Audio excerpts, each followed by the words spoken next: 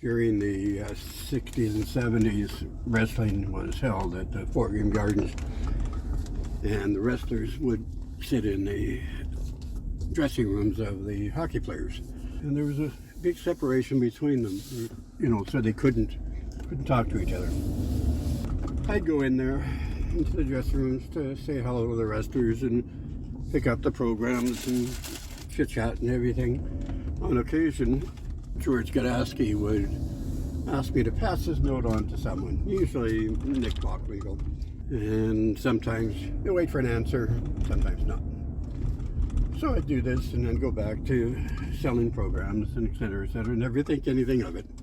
One day I got the note, never read them, just passed them. It happened to be Nick Bockwinkel, who was very, very kayfabe, and looked at me and said, "What?" I said, "Hang on." Scribbled a thing and brought it back to the Faces dressing room.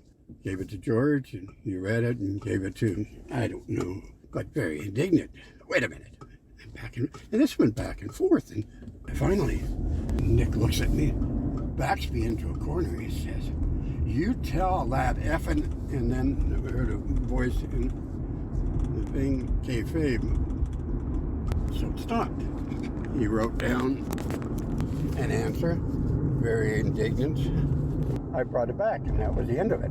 Now, fast forward to nowadays with podcasts and such, and it dawned on me that what I was probably doing was passing on the finish to some matches, or in one particular case with Nick Bockwinkel, his match, and he didn't like it. And I thought, whoa, if I had only read some of those messages, I wonder if the mystique of pro wrestling, because I totally believed in it at the time, if that would have disappeared, or if it would have made any difference at all.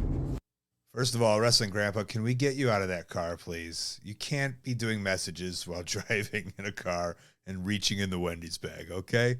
Second of all, you totally should have looked. Why didn't you look? No one was going to know if you looked. There wasn't like cameras in the 60s or the 70s in the hallways to see if you looked. You should have looked. Even if you kept it to your last dying breath, not telling anyone, you should have looked. You have to look. Wrestlers passing notes back and forth and you're the person? Come on. Lastly, that was text messaging back in the 60s. Isn't that crazy? I mean, they were just talking to their opponents, but they were in separate locker rooms because the fans wanted them in separate locker rooms. They wanted to believe, and they needed to talk to each other about something. That was text messaging. Find the little kid who's selling programs, who's allowed to go into both locker rooms and use them as a messenger pigeon.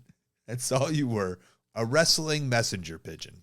And you were probably great at it. And we'll never know if the mystique would have been ruined for you or not, but we appreciate that it happened and you were able to call in. Hey, thanks for watching. That call was part of a whole podcast called Wrestling Anonymous. Listen to the whole thing weekly wherever you listen to your podcasts. Go subscribe. And while you're at it, subscribe right here on YouTube to Colt Cabana's channel. Thank you.